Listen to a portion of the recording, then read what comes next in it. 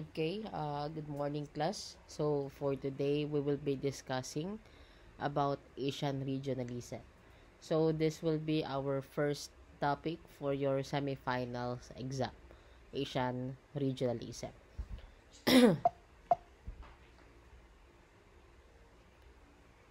So for the objectives at the end of the session, you will be able to identify factors. Uh, you will be able to define regionalism. Second, identify factors influencing regionalism in Asia. Third is understand how nations deal with globalization and regionalism. So let's define first what regionalism is. Regionalism is a political ideology that favors a specific region over a greater area. It usually results due to political separations, religion, geography, cultural boundaries, linguistic regions, and managerial divisions. So, medyo maraming sinasabi itong point na to. So, ano bang gusto niya lang sabihin? So, in short, regionalism refers to a strong sense of identity. Kung saan, ina-attach ng mga tao itong strong sense of identity to their specific part of a country. So, this identity can be based on several factors gaya ng geography. For example, we have the Mayon volcano. So, itong pag sinabi mong Mayon volcano, automatic papasok sa isip mo that belongs to Region 5, particularly the Albay. So, yan yung regionalism. You identify or you attach a strong sense of identity in that specific part of the region or of the country. It can be also language or dialect. So, as we all know, people in different regions can speak different languages. For example, in Region 5, we have the Bicol Naga, Bicol Daet, Bicol Rinconado, etc. So, this languages, it can give us a distinct identity from the other regions. Aside from that, we also have the culture and traditions, gaya ng festivals. For example, in Bicol region, we have the Peña Francia Festival. In Cebu, they have the Santo Niño Festival. Or, Santo Niño. And in other places. So, that is regionalism. So, another definition, regionalism is the theory or practice of regional rather than central system of administration of economic, cultural, or political affiliation. So, in short, yung regionalism daw is the idea that the political power, influence, and identity are strengthened. Mas malakas siya or pinapalakas siya at the regional level.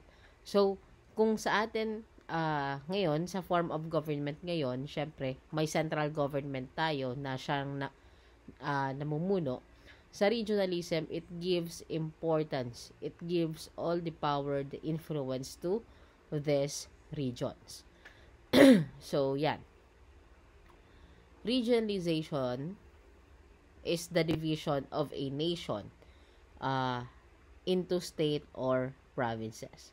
So, in simple terms, ang ibig sabihin lang naman ng regionalization, it is the process of organizing a larger area into smaller regions based on common characteristics, gaya ng culture, geography, or economy. So, itong mga region na to, they can have their own distinct identities and can be administered separately from each other. So, example of regionalization in the Philippines, this can be seen in the division of country of the Philippines into three um, regions, such as the Luzon, Visayas, and Mindanao. And each region, may kanya-kanyang provinces, may kanya-kanyang cities, may kanya-kanyang municipalities. And these regions have their own or have their distinct cultures, languages, and natural resources. So, maganda daw yung regionalization kasi natutulungan ng regionalization ang government na ma-address yung mga concerns and issues na present sa kada region. So, because of that, mas makaka-create sila ng mga policies and programs na tailored or perfect fit doon sa mga issues na na-experience ng kada region. So, yan yung pagkakaiba ng regionalism sa regionalization.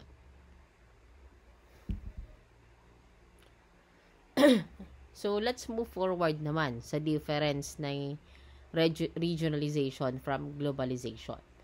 So, si regionalization, it is a process of dividing an area into smaller segments called region. So, dito, it's more on division. While sa globalization, paulit-ulit na tayo dito, it is a process by which the people of the world are unified into a single society and function together. So, this is more on unification. Kasi, sa globalization, mas importante dito yung cooperation among the individuals, among the nations. So, more on unification, while regionalization is more on division. Aside from that, here are the other differences of regionalization from globalization.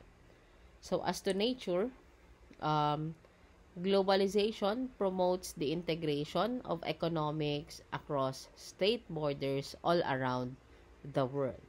While regionalization, it's the opposite kasi ang mas focus nga ng regionalization is yung division. The division of an area into a smaller segments. As to market,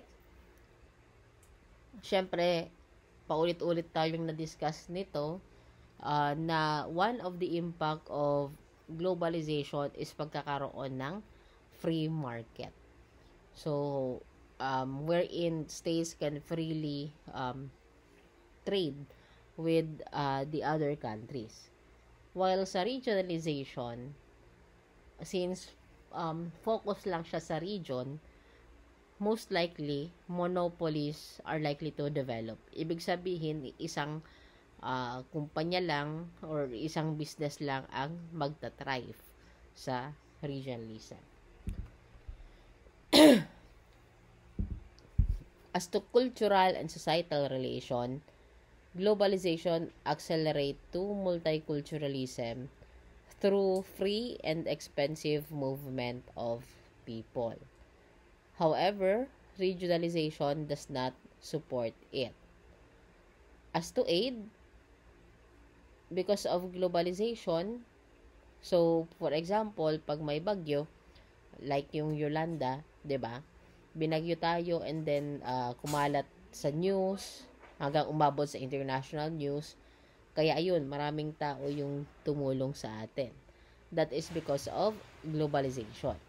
While sa regionalization, hindi ito masyadong possible itong pagbibigay ng tulong kasi sa regionalized system, hindi nangingialam itong mga regions sa mga affairs ng ibang area or ng ibang region. In terms of technological advances naman, of course, alam naman natin na one of the advantage of globalization is advancement in technology. However, in regionalization, medyo rare yung advancement ng technology. So, yan yung pagkakaiba ni regionalization from globalization. So, now, I'll be asking a question. So, why countries form regional organization? So, ano bang kahalagahan if a country joined a regional organization? So, countries form regional organization as a way of coping with the challenges of globalization. So, kasi, yun nga, mas nagiging globalized tayo, mas nagiging complicated din yung mga issues na na-experience ng mga countries. To the point na hindi niya kayang ma-solve to na solo. So, that's why, yung mga countries, they form organizations, regional organizations, para mas mabilis nilang matugunan yung mga issues or concerns na na-experience ng kanilang region. So, Asian regionalism. What about Asian regionalism? Sorry. So, Asian regionalism is a product of economic interaction between Asian countries. So, it's not just a economic interaction, but it's the whole interaction of the Asian countries, kung saan they form and help and cooperate with one another to create policies in order to solve the challenges that the Asian region are currently facing. So, bakit what about Asia?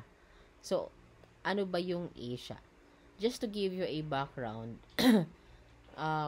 many things have been said about Asia, especially about its sheer size. Kasi, isa sa pinakamalaking continent is yung Asia.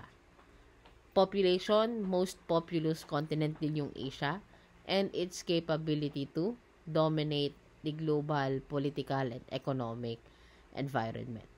So, given the size, the population, and the economic strength of Asia, the Asian region has the potential to exert influence on the global political and economic environment. So, itong influence na ito can be seen through regional economic cooperation or alliances, diplomatic initiatives, and participation in international forums and negotiation. Another trivia about Asia, half of the world's population produces 3/10 global output. So, because of Asia, malaki yung economic contribution niya. And Asia is consistent in terms of having the highest economic growth rate. So, this encompasses the economy of the Asian country or Asian region, the financial transactions, direct investment, labor, tourist flows, technology, and trade. So, here are the advantages of regionalism in Asia. First, it generates productivity gains, new ideas, and competition that boost economic growth and raise incomes across the world. So, yun nga. 'Di ba sa Asian yung Asian region, they meet and cooperate with one another to produce or to generate new ideas para makakuha sila ng mga idea on how they can help the economy, their country's economy grow, and of course to help them to raise income across the world. Next is to contribute to the efficiency and stability of global financial market. Next is diversity sources of global demand, helping to stabilize the world and diminish the risk posed by global imbalances. Next, provide leadership to help sustain open global trade and financial system. And last one, create regional mechanisms to manage health, safety, and environmental issue better and thus contribute to more effective global solutions. Here are the factors that lead to the greater integration of the Asian region.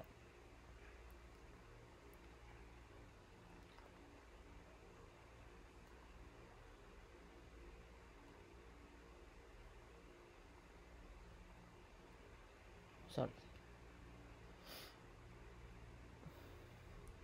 So, as we all know, when we say regional integration, ito na yung sinasabi ko na yung mga Asian region or Asian countries, they meet and then they enter into agreement in order to upgrade cooperation. And then, in that meeting, they can create some policies or some rules that will guide them in leading in leading their own countries. So, yun, nagkakaroon nga ng agreement because of regional integration or cooperation. So, tungkol saan naman itong mga agreement na nafo-form because of the regional integration. Usually, yung mga objectives ng agreement nila ranges from economic to political to environmental policies. And aside from that, it also focuses on the economic advantages. So, because of regional integration, nagkakaroon din ng mga agreements yung mga country in order to have or to continue the free trade, in which yun nga you are removing the barriers such as taxes on the imports and exports of product para mas mapabilis yung exchange of goods or services, and so that there can be an increased movement of people, labor, goods, and capital across nations. So now, let's move forward with the different Asian regional groupings. First, we have the ASEAN. So, just to give you a background on how was the ASEAN was formed, I will narrate you a short history on how this regional organization was formed.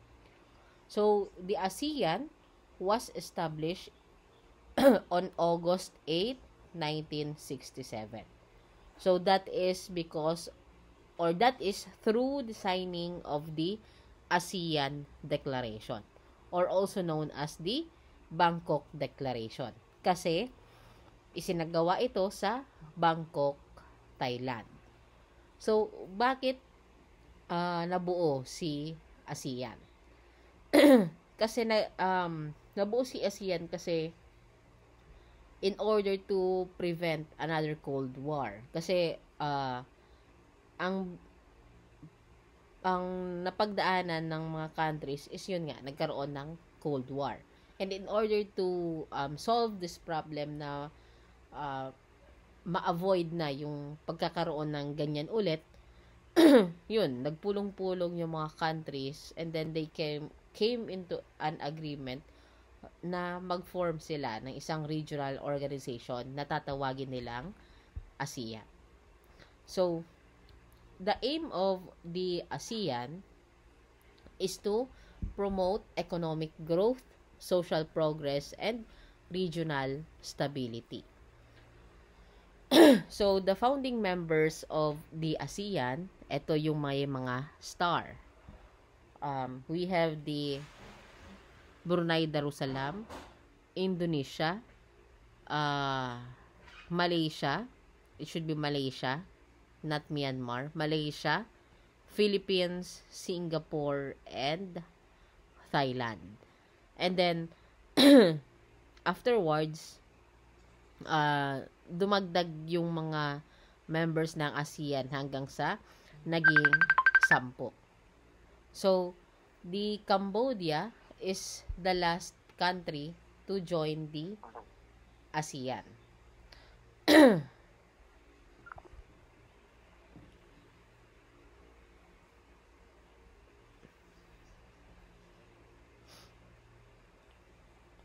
So, here is the ASEAN vision.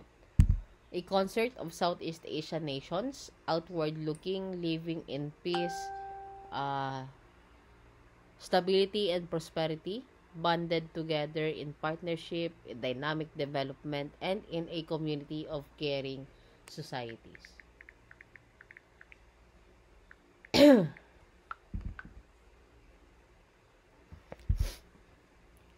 Here is the ASEAN aims and purposes. First is to accelerate economic growth, social progress, and cultural development in the region through joint endeavors. Second, to promote regional peace and stability through abiding respect for justice and the rule of law.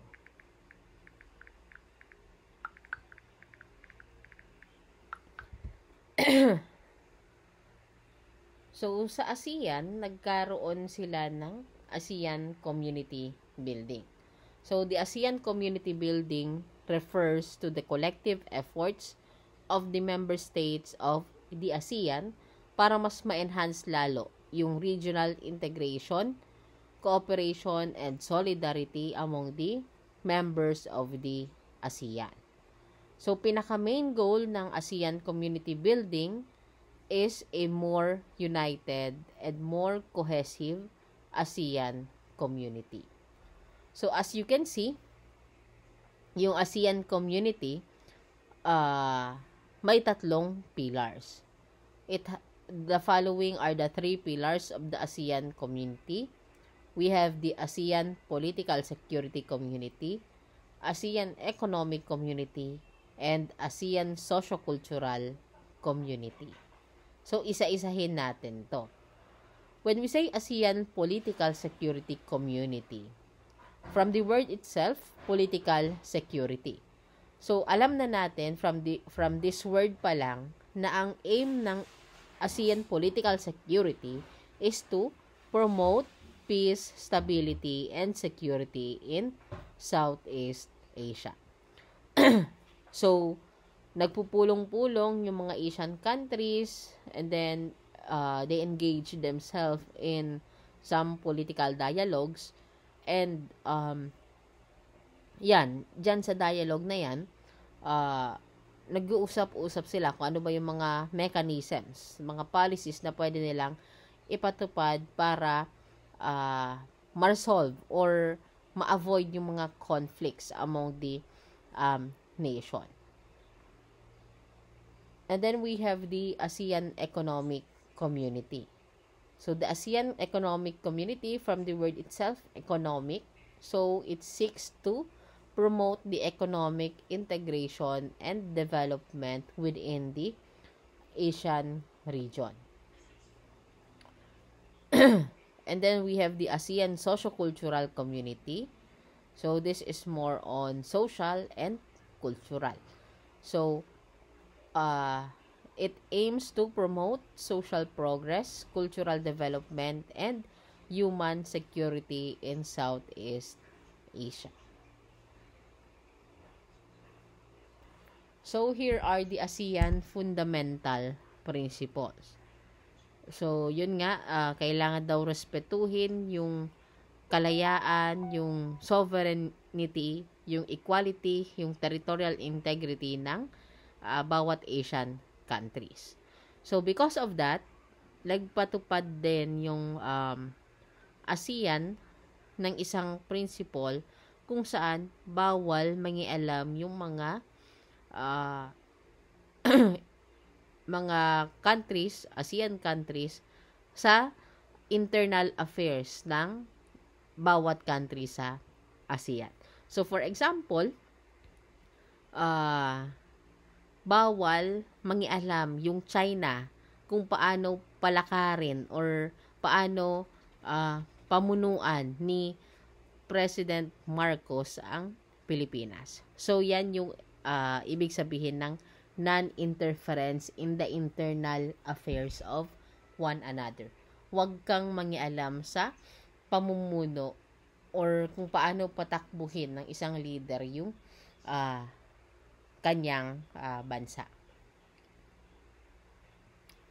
Next, settlement of differences or disputes by peaceful manner. So, yung ASEAN kasi ayaw nila na they do not promote countries engaging in war. So, sabi ng ASEAN na instead na mag-away-away kayo, magpatayan kayo, isettle na lang ninyo yung mga issues in a peaceful manner. Kaya for example, kung may issue man yung China and Philippines, 'di ba? As much as possible we are avoiding war kasi nasa constitution din natin 'yan na we should not conduct a war. So, yun. Kailangan we should settle the issues or disputes with other countries through peaceful manner. And yun nga, connected dito yung renunciation of the use of force. So, yun. They renounce war. And then, of course, effective cooperation among the ASEAN countries. Okay. So, let's move with the APEC. So, the APEC is just a short history of the APEC. So, the APEC was founded, yan. So, the APEC was established in 1989. So, since umiiba na yung geopolitical landscape, ibig sabihin, iba-iba na yung mga policies na pinapatupad ng mga countries, iba-iba na yung political situation ng mga countries, and of course, as a response also to the growing interdependence of Asia-Pacific economies, nabuo si APEC. So, si APEC was founded during a meeting of the 12 Asia-Pacific economies that was held in Australia. So, ito yung founding members ng APEC. We have the Australia, Brunei, Canada, Indonesia, Japan, Singapore, South Korea, Malaysia, Thailand, US, New Zealand, and the Philippines. And then, it was followed by these countries. So, basically, ang primary purpose daw ng APEC is to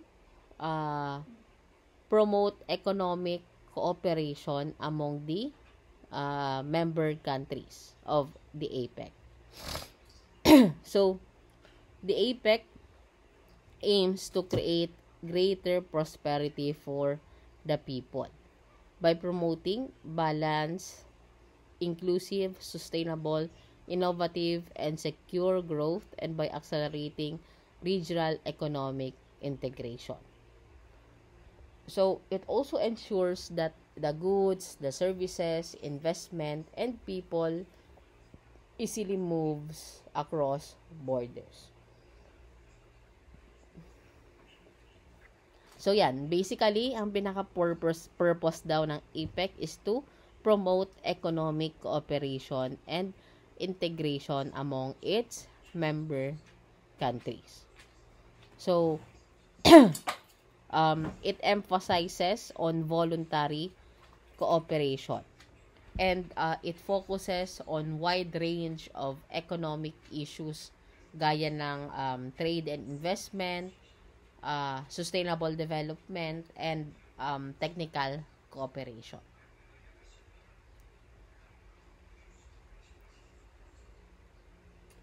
And then we have the East Asia Summit.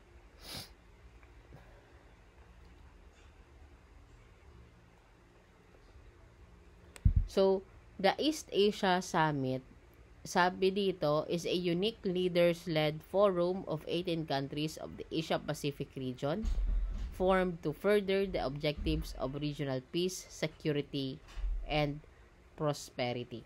So, basically, yung East Asia Summit, it is a regional forum daw na it composes of 18 member countries. So, ang 10 country dito is yung members ng ASEAN. And then, dinagdagan na lang ni Australia, China, India, Japan, New Zealand, South Korea, Russia, and US.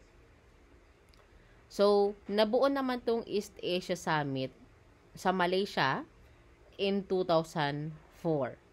Kasi this serves as a forum for dialogue and cooperation among East Asian countries regarding the regional and global issues that they are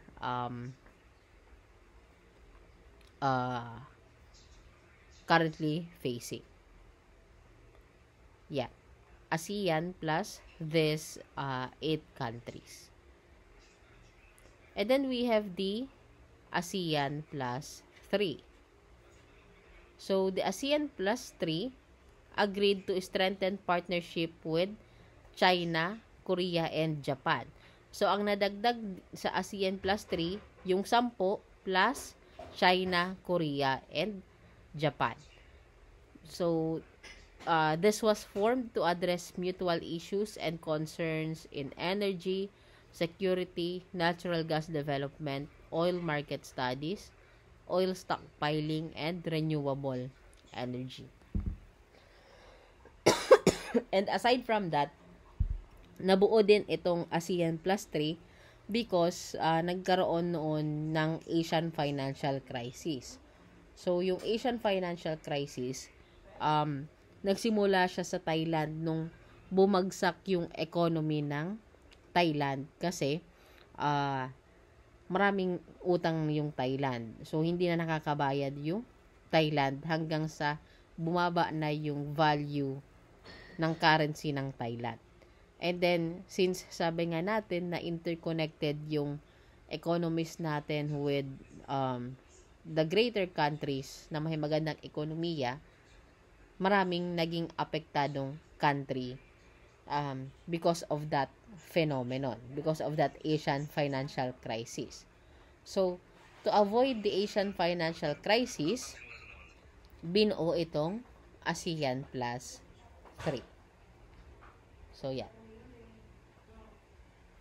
Issues and concerns of Asian regionalism. So, Asian regionalism may not played a role in major and long-standing regional conflicts, especially that are holdovers from the Cold War.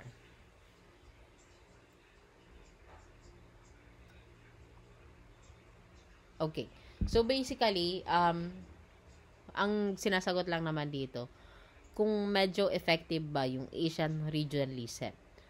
Though nakakatulong siya kasi nga may mga policies sila na pinapatupad in order to solve issues about economy, about politics, about culture, about environment.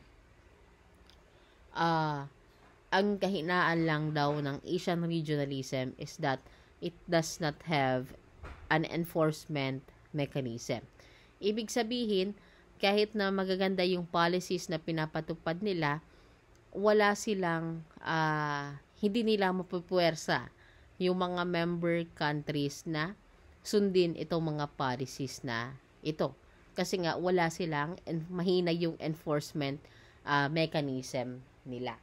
So, it's up to the countries pa rin kung susundin nila yung policies na pinatupad nitong mga regional organizations.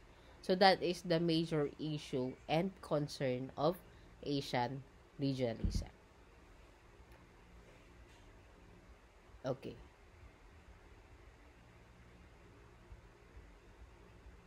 So that ends our discussion about Asian regionalism. Thank you.